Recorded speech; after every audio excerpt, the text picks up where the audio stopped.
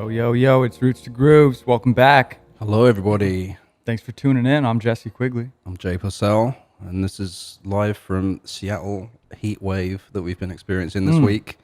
Summertime is officially here. It was rough, Jay.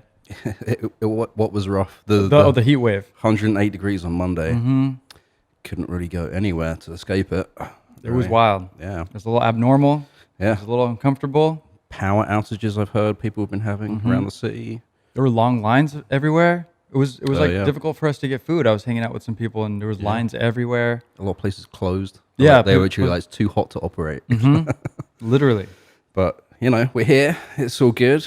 And this week we are talking about the band called Crumb. The band called Crumb. Yeah. Crumb like a breadcrumb. Yeah. Which is your suggestion of the week? Yeah. I found Crumb. Well, let's just talk about who they are really quickly. We got a 4-piece. We got their, Ramani is the, I'm sorry, what's her first name? Is it Leela or Lila? Yeah, I couldn't, Yeah. I think that's why I didn't put it down or something. Leela Ramani on guitar and vocals, Jesse Broader on bass, awesome bass player, great first name. Bree Aranau. Names are hard, Jay. Yeah, they can be. Bree, and this is a dude on synthesizers, keyboard, and saxophone, and Jonathan Gillad on drums. Yeah.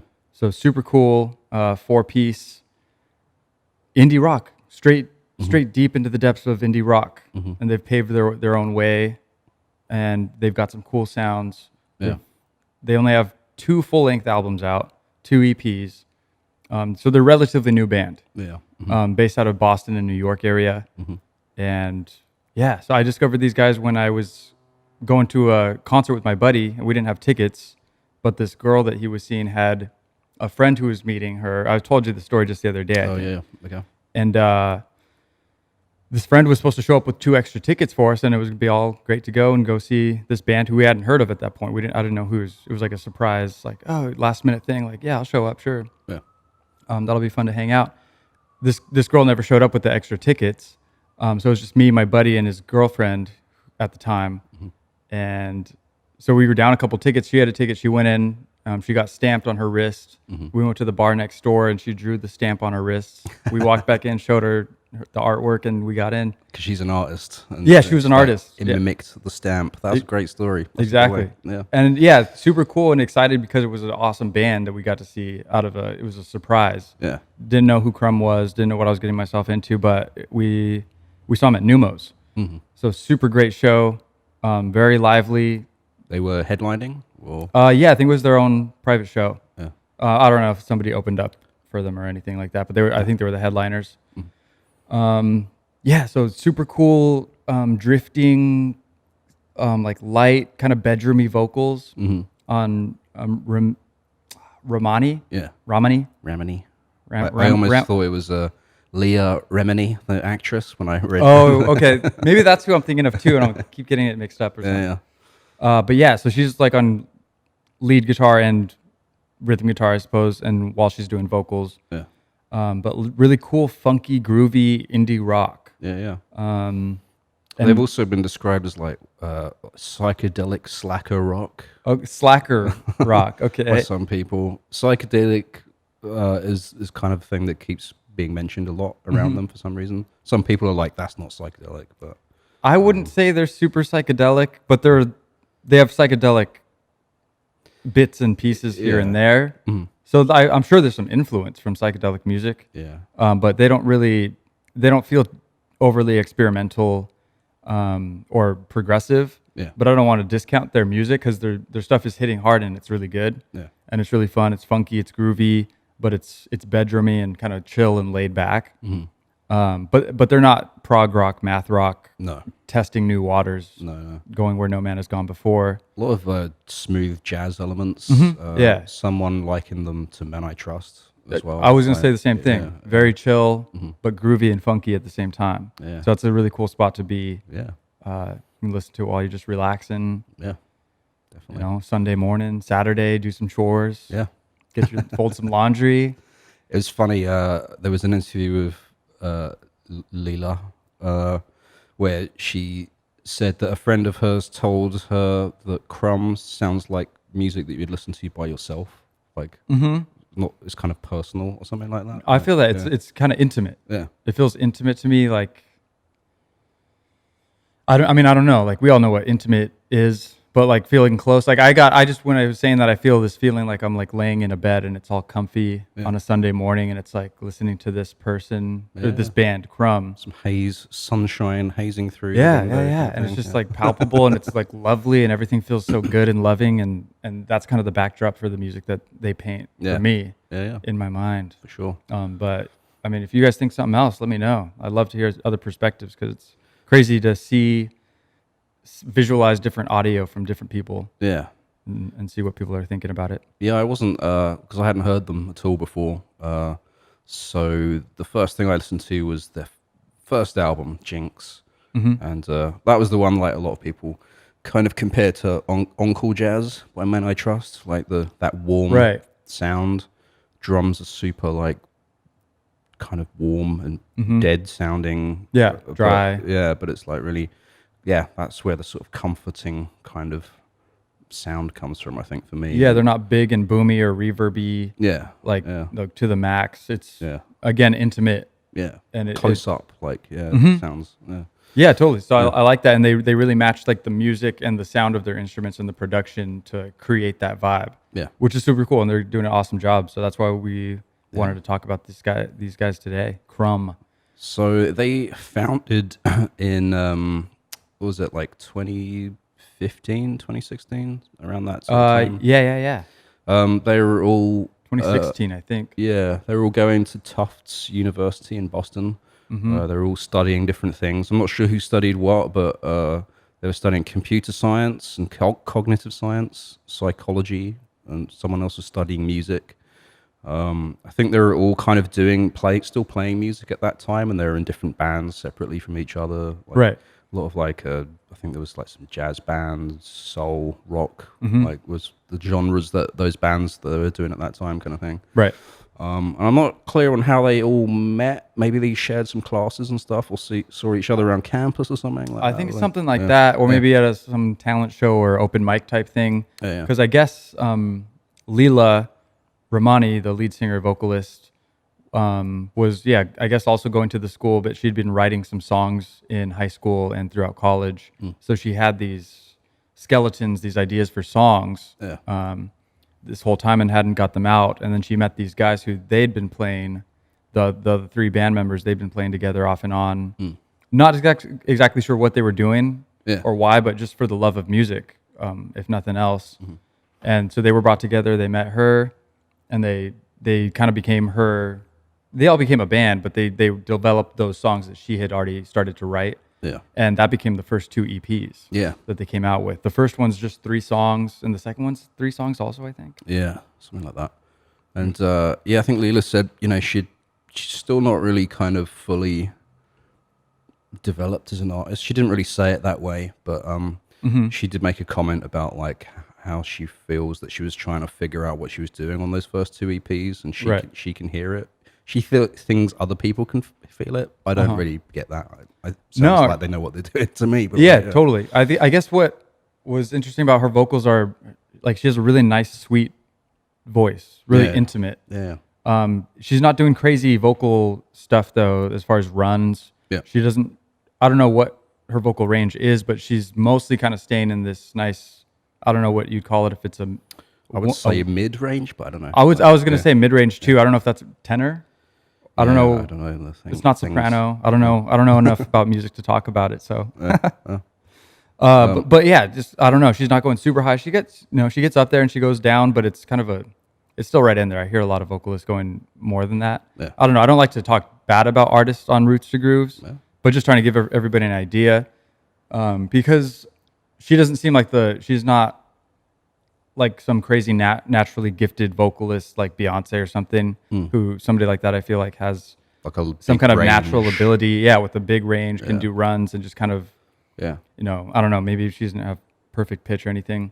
There's a few artists like that. I saw someone say, because Damon Albarn just released a new single and he's about to come out of a new album. he made a comment about, because he wrote it all during lockdown, COVID, and all that, and kind of needed to do something to get through all of that. And yeah, someone commented on the YouTube video for his new single that, like, how does he still sound the same, like, after all of these years? He's been around the block for a little bit now. And then someone else said, well, it's because it helps if you don't have much of a range to start. Which is like, so he's another artist that kind of doesn't really have a great vocal range, and some people don't like his voice, I think, which is fair. But the point of what I think we're both trying to say is that you don't need to have a crazy vocal range in order to make really good music. Yeah. That's the gist of what I'm trying to say, at least. Yeah, for sure.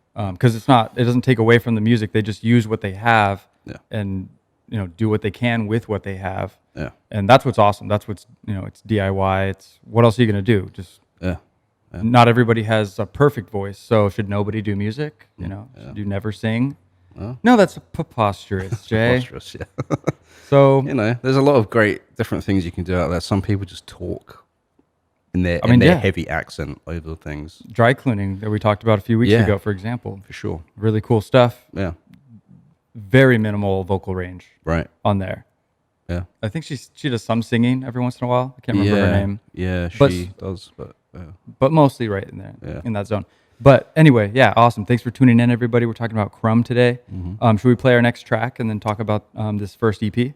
Absolutely. So the next one we have lined up here. So the first one we played was Lock It from their first EP. Oh, that's what I meant. Yeah. There was a great music video for that as well. We have it on the video version, hopefully, copyright permitting. If you check that out on YouTube. And then the second track is Bones. This is from their second EP. And yeah, like we were saying earlier, from that same time where they wrote songs based on Leela's original ideas and put those two EPs out together. So let's hit it. All right, here we go.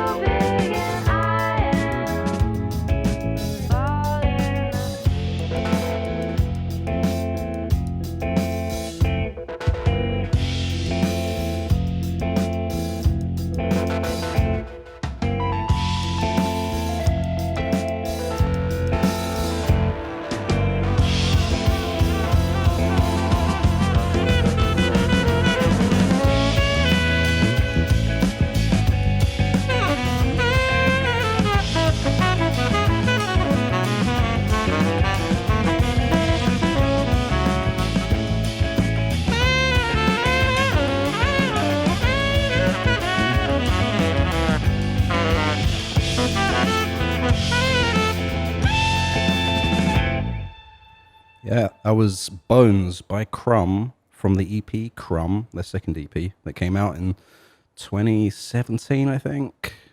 Yeah, I think you're right. Yeah. Got some awesome saxophone from Bree. I was just going to mention that because I haven't heard a lot of saxophone on their newer stuff. Right. Like, so, yeah. I mean, tasteful. He's got some chops. Yeah. It sounds really good. I saw him play it a few times. I like how they use it as an accent piece, not a main. Yeah. Like we have saxophone every song. Like that. I don't really like saxophone that much, but tastefully used in the right way. It's one of those instruments that's like kind of had a bad rap, you know, a little in the past because of Kenny G and stuff like that. Yeah.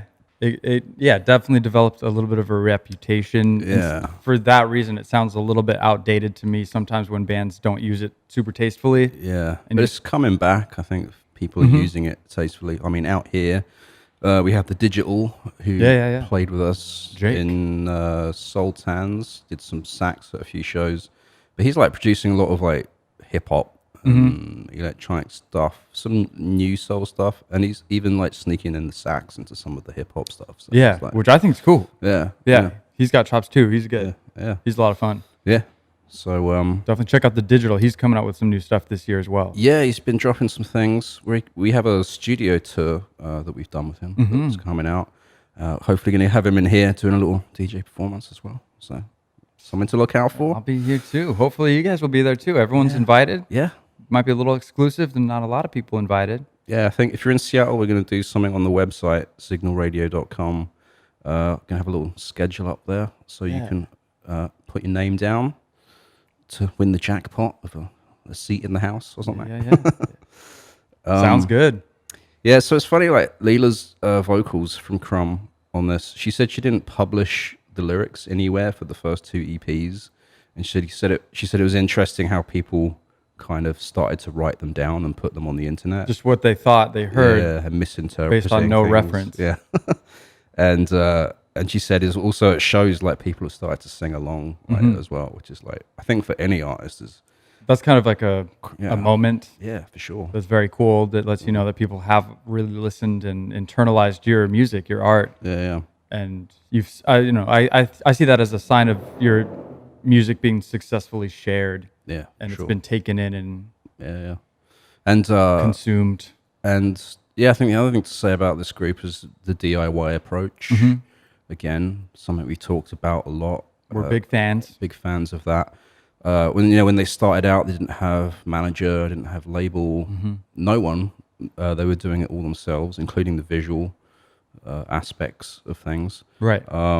But like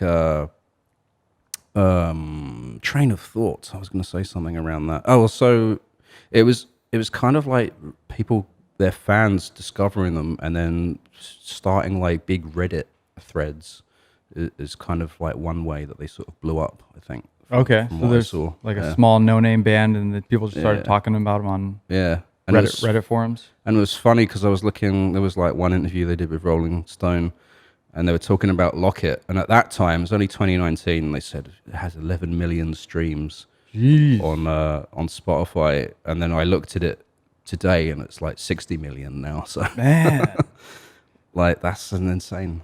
Yeah, so I mean, these guys have only really been together for a few years, essentially, and these first two EPs kind of smacked, and people liked it, and like you said, it was DIY, so they were starting from nothing, not a lot of big promotions or big gigs. Yeah, but you can hear in those first two EPs, that, both songs that we've just played were awesome and enjoyable, and they sound professional, and they're hitting all the marks of professional music that people enjoy. Yeah. And that's it's a good sign. Like they're already starting off the right foot, I'm not sure how they recorded those EPs. Do you know? Do they just do it themselves? No, I think it was home studio. Yeah. I'm not exactly sure though. I wish I found out more information about that. Yeah. But I think it was. I think they were separated for a second. Like not the band separated, but they were at least based out of New York and like Boston area or Massachusetts. Yeah. So I don't know if it was, whatever it was DIY is what I'm saying. Yeah. So one way or another. And that's always inspirational to me because you don't need anything to do whatever you want these days. Yeah, they said because like I think, I'm not sure if they were still studying then and that's why they were kind of in both places. I was thinking one of them, maybe half of them graduated. There's a couple more, I don't know. I'm just something like that. But yeah, they said they've always kind of been split up. Like, I mean, they did an interview recently, I think, with Pitchfork, and about COVID. Right. So they're all completely. I think they all live in New York now, in Brooklyn or something. But yeah, during lockdown and all that, they're all just separated again, but still working on things. And yeah, Postal Service style. Postal Service. We were all forced into it for a year. Not the band Postal Service. No. What do you mean? Well, we were all forced into living separately for a year. Okay. Is what I was trying to say. Maybe I was not very, very clear. That's cool. I get it. I'm a horrible MC. But yeah. So and then in 2019 they came out with their first full length, Jinx. 10 songs, just under 30 minutes. Yeah, that self-released. That Lock It EP allowed them to kind of get their own style and flair, kind of develop that and carve out their own lane in the indie market that's already pretty saturated with indie rock. Yeah. And then so Jinx it's smooth. It's next level. Again, this is another artist where you can see the band grow. Yeah. And these first two EPs only have 3 on Crumb and then 4 songs on Lock It. And you can see the progression into Jinx. It's laid back. None of the songs are skippable. Don't skip any of them. Fall Down is a cool track. I think it's kind of one of my favorites. I don't know if we were going to play that one, but that's okay because it's a cool one to listen to if everyone wants to check it out. It feels like a double entendre in some of her lyrics, whether it's fixing her emotional pain or maybe something to do with drugs. But I like the double entendre anyway. So cool stuff. And I mean, yeah, they're ambient, they're dreamy, they're catchy. The same pop rock formation throughout. So they're sticking to their guns. Yeah. And it feels like a notable improvement. So Yeah. good stuff from them with Jinx. I think they teamed up with a producer on this one, a guy called Gabe Wax. He's done stuff with Fleet of Foxes, or I always mess that up. It's Fleet Foxes, not Fleet of Foxes. Fleet or Foxes? Fleet Foxes. Yeah. Fleet of Foxes. Yeah. And Soccer Mummy. Haven't heard of them, but I have heard of them, but I haven't dove in. Interesting name. Yeah. And yeah, they did that just for a month. They recorded with him, I think, in the summer of 2018, I think, and then released it in 2019.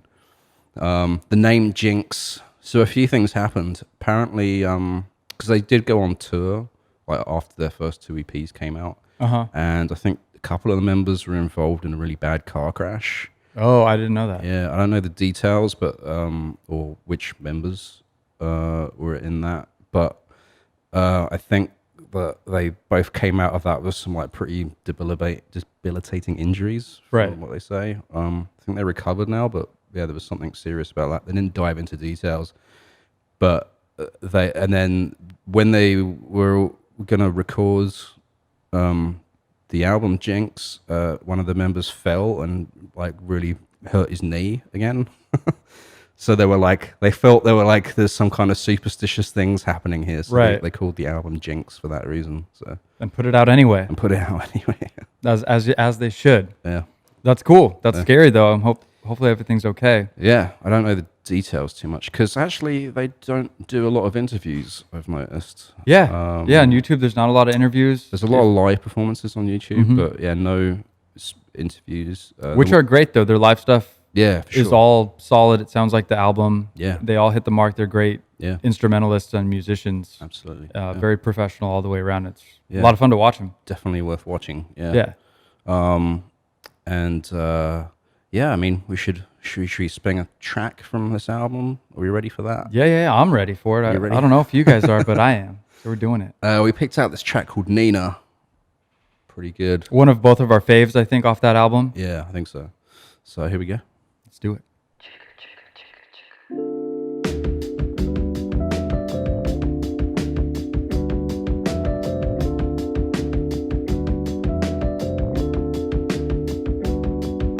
Something's up with Lee, she's lying through her teeth.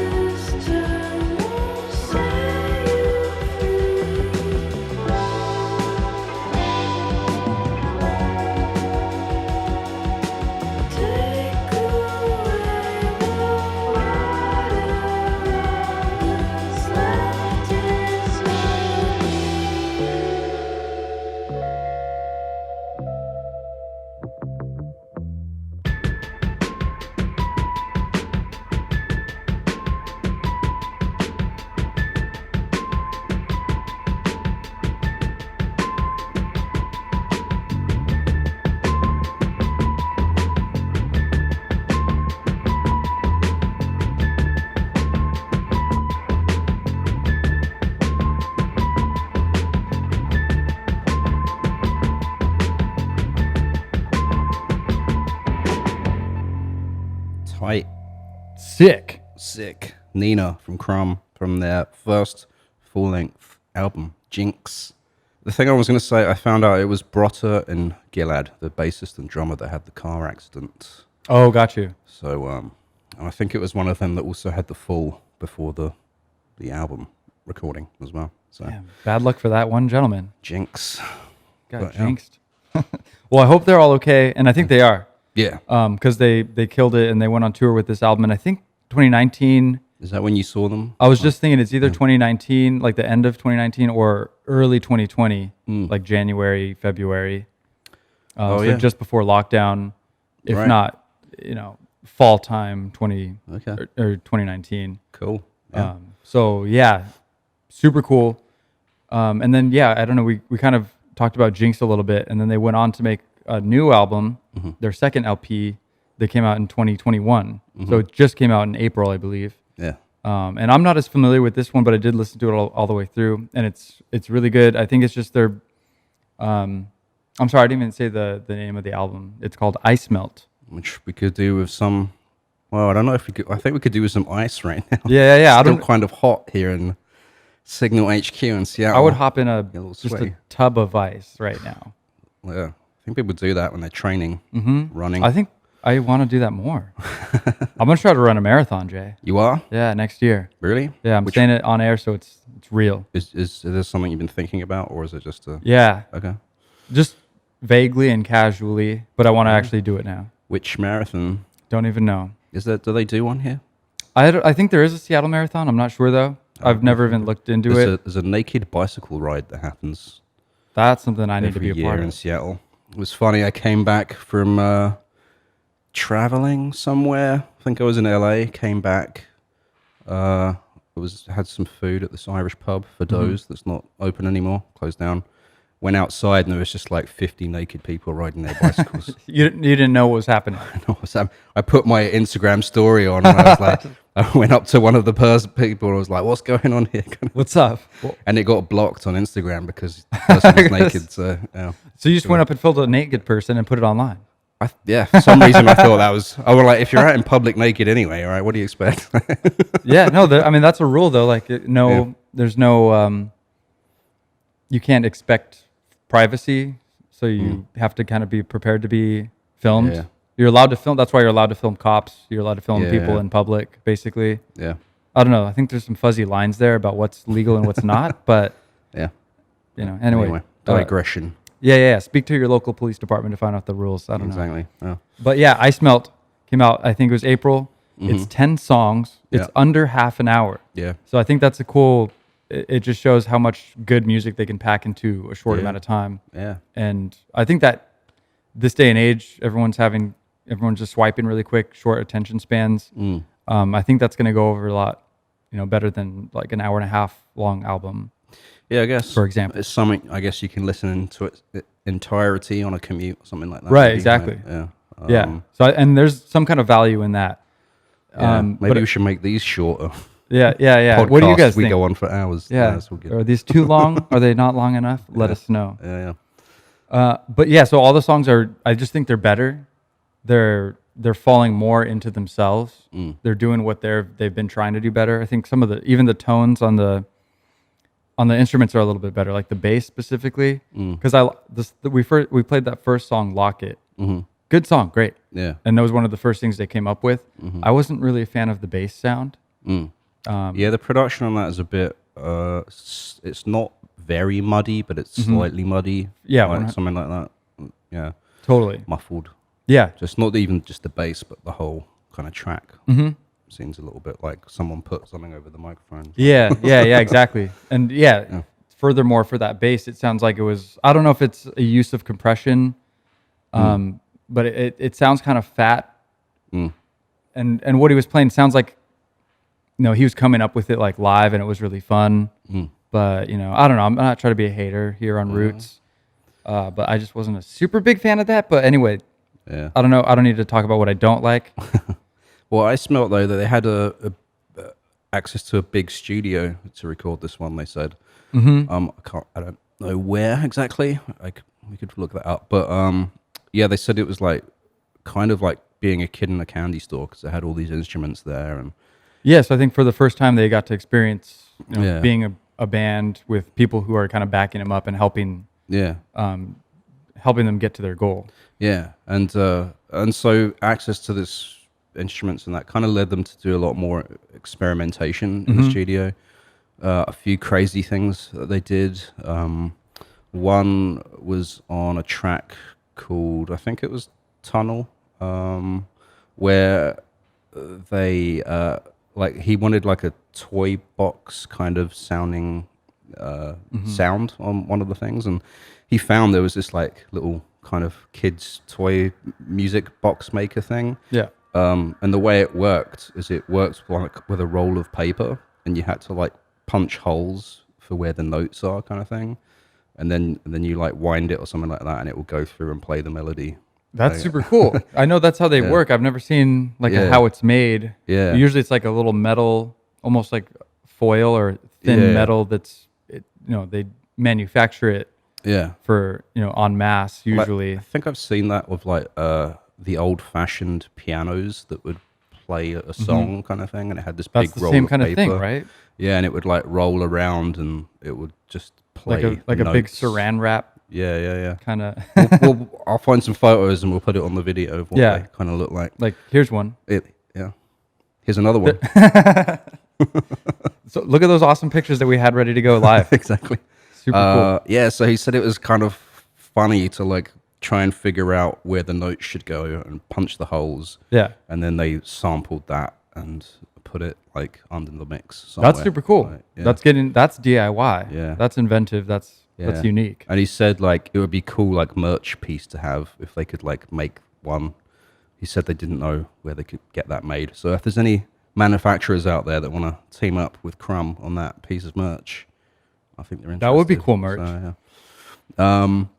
Another crazy technique that they had is that they took a microphone and took a condom and put the condom over the microphone and then stuck the microphone in a tub of water and then pointed a sound source at the water and recorded that, and then mixed that in under the clean sound source. So I think if it was a bass or guitar or whatever, they would have in the mix the clean take and then this sort of muffled underwater sound kind of thing. Like, Under condom sound. Yeah, underwater sound. Cool. They didn't want to go with a balloon or like maybe yeah. some gloves, like medical gloves or kitchen gloves. They wanted a condom. Apparently, yeah. They just had a lot lying around in the studio. Yeah, interesting studio. Fun stuff. Not sure how they discovered that technique, and also someone was like, "Well, it's kind of funny because you could probably do that with some plug-in that effect." But Right, yeah. I would imagine so, but imagine it's much more fun to go grab a condom and put it on the microphone at the studio, and then record something. I'm sure that was some funny photos that they did there. Yeah. I haven't checked their Instagram. I don't know if they did I that. didn't either. They're probably killing it on the social. Like you were saying, I think they were doing pretty good on social media. Yeah. And that's kind of how they got their start, DIY, grassroots. Yeah. So they do have like a team now of people, and they said they're all friends, basically as friends that work with them. And they said it's like nice if you can all have like be sort of on a similar wavelength about what you want to accomplish, Right. and like work together on that kind of thing. And they said so far it's working out really well for them. Like the people they collaborate with on the videos and artwork and stuff like that. So Speaking of videos and artwork, one of their videos, which song was it for? the one I saw was for Locket. And I think, That's the one where they use the 3D camera. I don't even know how that works. Like what it was like a circular, I think it's like a 360 thing. Yeah, 360 degree camera. So it's filming at all angles. Yeah. As far as I know, that's how it works. And I don't know, the video is very cool, even though it's basically just them in a room or some kind of cabin, and they're just doing some different activities and hanging out. Yeah. But the visuals are very cool, and it goes really well with their music. Yeah. And it's just kind of trippy, and it is pretty psychedelic. Yeah. So that's an awesome little element of psychedelia that they are accomplishing. Even though like we said before, I wouldn't say they're a strongly psychedelic band like King Gizzard or something like that. Right. Yeah. Or some Sgt. Pepper's even. Even that's not even that psychedelic with stuff that's out there today, like Flying Lotus. Yeah. getting Yeah. crazy, which is Yeah, cool. yeah. And music's getting more complex For sure. and genre blending and bending. So Yeah. good stuff. But definitely check out that video. Yeah. And I think we played it at the beginning of the show. Oh, that as was well. the same one. But Yeah, yeah, yeah. so cool Yeah. video, right? Yeah. I forgot that was the one we played out. Yeah. Again, I'm so bad at my job. Well, we don't have the reference monitor. Right. Of, what's That's- happening. But it's cool. One day. One day. Getting there. But yeah, so I mean, I listened to this album and it's just better than they've done in the past. It's Crumb on a next level, and it just sounds better. It's like a little bit more experimental, but they're still got the rock solid core pop rock indie bedroom music. Yeah. So very good. Yeah. That's basically all I got on these guys. They're pretty new. They're pretty fresh. I think they got a big future if they keep doing what they're doing and they don't get in many more accidents. Yeah. Well, I guess I have two more things to say. Oh, what do you got, Jay? About Ice Melt? The name. Leela was walking around her neighborhood and she saw a sign that said "Caution, Ice Melt," and she said at the time she didn't know what ice melt was, like what that meant. Apparently, do you know what it means? Not specifically. I can take a guess, but it would just be a dumb guess. It's the salt that you put on snow to kind of ice. melt it. Yeah. Ice melt.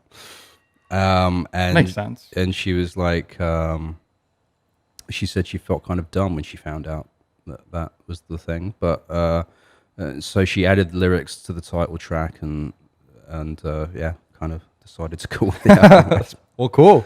And another final technique, I think, on the song that I'm going to play out with, BNR is the name of the track. I don't know what it stands for. I didn't find that either. I didn't look that up.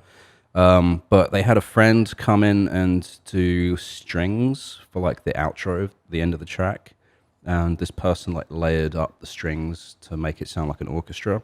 Yeah. And then they sent that to a producer who had this like warehouse type space, they said, and had another 360-degree reference, but this time a microphone. There's like a 360-degree microphone. I think that they call it maybe a binaural headset or something like that. I just listened to a podcast the other day, and it Yeah. had like a special disclaimer, like we're using a 3D headset thing, Okay. and so it's like a different stereo space, and you can hear like the different panning. How did it sound? Did it It sound sounded. good? It sounded at first it was jarring because I didn't expect it and I didn't understand what was happening. But I got used to it, and it sounded actually pretty cool. Yeah. Apparently, it was just a test, and the podcast that I was listening to went right back to the old recording techniques, the normal stuff, how they would record. Yeah. They said it was weird though because it was two gentlemen talking, and instead of facing face to face like we are right now for a podcast, they were forced to face the same direction to get the effects from that microphone. Okay. And I'm guessing I think it's the same exact kind Yeah. of thing that you're explaining right now. Yeah. Well, yeah. Another thing about it, Apple have done something that they're coming out with now. I think on like Apple Music or FaceTime and stuff like that. I forget what they're calling it. Spatial audio, I think they're calling it. Yeah, that sounds familiar. The way I saw them explain it is like if you have a FaceTime thing with like three people and there's like different windows open, like the sound will like come from that area of the screen kind of thing. So if you've got someone on the left and the right and at the bottom, like the audio will kind of feel like it's coming from that area of the screen or something. I think, great. Yeah. So I think you could it helps you to, at least the idea is so you can feel more engaged with the content that you're listening to or viewing on a computer, however it is. And so like the way Crumb explained it is I think they replayed the strings recording and recorded them on this 360 mic and then added some like birds and nature sounds that Leela had recorded in her backyard and mixed them together. And they said it kind of gives you like a first person perspective of the audio kind of thing. And we'll hear this in a little moment at the end of the track. That's really cool. We'll see if we can pick it up on our headphones. Recommend you put some nice headphones on if you can out there, people. But yeah.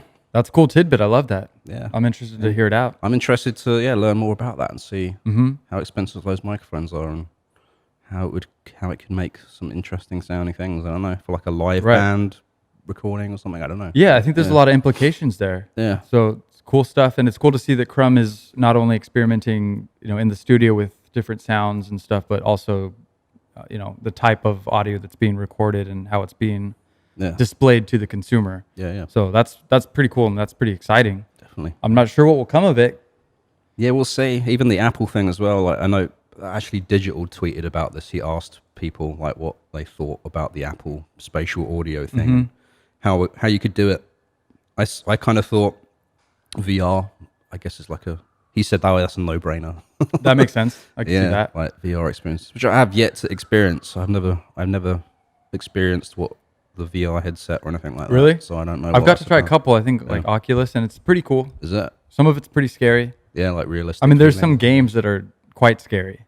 I've seen some people do like there's the ledge one or something, where there's like a ledge on a skyscraper, and you're supposed to walk to the end of it. And there's this funny YouTube video of people, this guy in a park like got random passers-by to test it out, and they're just like going, whoa, like, And they're just on the flat ground. yeah. Safe and sound. So yeah, I'll try that out, I guess. Well, it's Get getting some more and VR more things. immersive. We should do a VR episode. I don't know if anyone has VR though, as a thing. That's why not many people are creating that content, I think. Right. Because not many people have that I think ability it's, to watch I think it. it's but, the forefront of technology, Jay. I think Bleeding it's edge. coming out. Yeah. yeah. So If anybody has that and wants to test it out on a podcast, yeah, let us know. do it. Hit us up at that email. Roots to Grooves at signalradio.com, SIGNL radio.com. If you have anything to say, any love, Any hate, any hate, whatever it is, suggestions, maybe comments, as well. concerns. Concerns.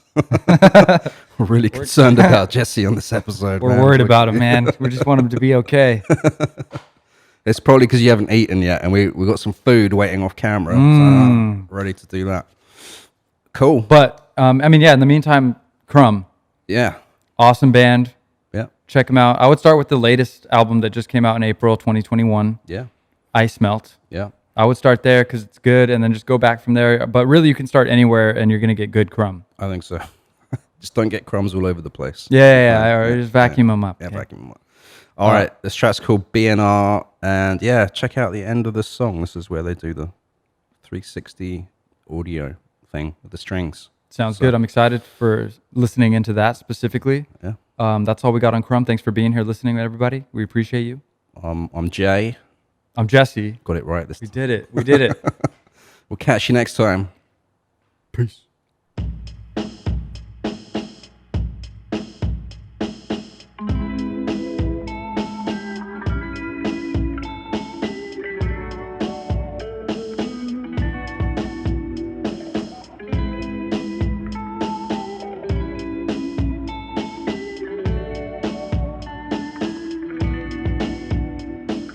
Hey, can you see black and red